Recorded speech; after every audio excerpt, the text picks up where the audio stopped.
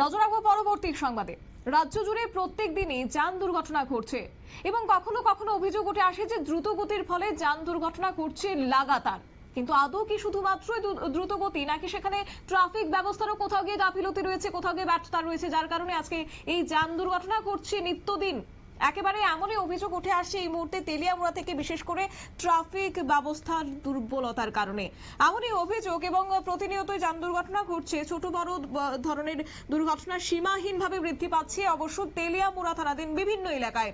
সোমবার তেলিয়ামুড়া বাজার সংলগ্ন আসাম আগরতলা জাতীয় সড়কের বাইকের ধাক্কাতেই আহত হয়েছে ৭০ বছরের এক বৃদ্ধ। অবশ্য সোমবারই তেলিয়ামুড়া বাজারের সাপ্তাহিক হাটবার, যেহেতু তাই বাজারবার হিসেবে তেলিয়ামুড়া মহকুমার বিভিন্ন প্রান্ত থেকে প্রতি সংখ্যক লোকেরা কেনাকাটা করতে আসেন। বাজারবার হওয়াতে আসাম আগরতলা জাতীয় সড়কের দুই প্রান্তে প্রচুর সংখ্যক যানবাহন দাঁড়িয়ে থাকে এবং আজও তার ব্যতিক্রম ছিল না। অবশ্য তেলিয়ামুড়া থানাধীন সূর্য ছড়া এলাকার বাসিন্দা ধীরেন্দ্র চন্দ্র দাস বাজার করার জন্য বাজারে এসেছিলেন। TR01Z 5136 নম্বরের একটি বাইক ধীরেন্দ্র চন্দ্র দাসকে পেছন দিক থেকে ধাক্কা দেয়, যার ফলে বাইকের ধাক্কায় বীরেন্দ্র দাস রাস্তায় লুটিয়ে পড়েন। প্রত্যক্ষদর্শীরা খবর দিয়েছে তেলিয়ামুড়া দমকল কর্মীদের এবং তারপরে দমকল কর্মীরা কাল বিলম্ব না করে ঘটনাস্থল থেকে গুরুতর আহত অবস্থায় ৭০ বছরের বৃদ্ধকে উদ্ধার করে তেলিয়ামুড়া মহকুমা হাসপাতালে নিয়ে এসেছে। তবে বর্তমানে ওনার অবস্থা কেমন রয়েছে, কি বলছেন দমকল কর্মীরা, শুনুন।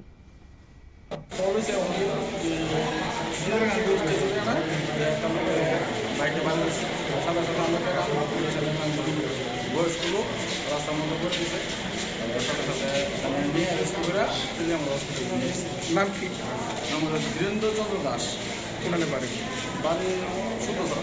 বাইক ধরা হয়েছে? বাইক বাইক পাওয়া গেছে। বাইকের নাম্বারটা আছে? বাইকের নাম আছে TR01Z 5136।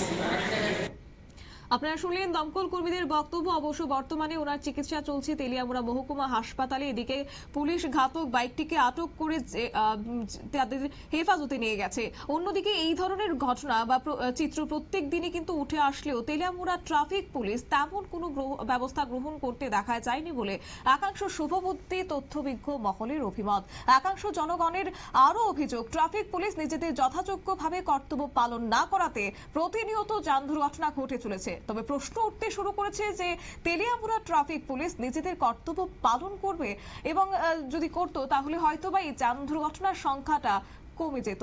নিয়ে নিচ্ছে ছোট্ট একটি বিজ্ঞাপন বিরতি, সঙ্গে থাকুন।